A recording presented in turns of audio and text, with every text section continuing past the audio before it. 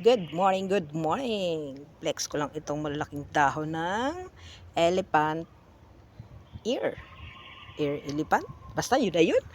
Pero sabi, alocasia daw to. Tingnan naman gan laki. Ang laki niya. O, di ba? Pwede na siyang bahay. Bahay ng... Ay, silungan pala. Hindi bahay. Pwede mo siyang, pwede mo siyang gawing umbrella pag naulan.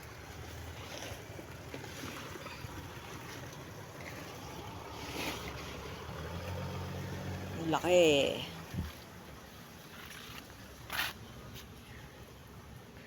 Try nga natin kung pwede siyang umbrella ko. Wait.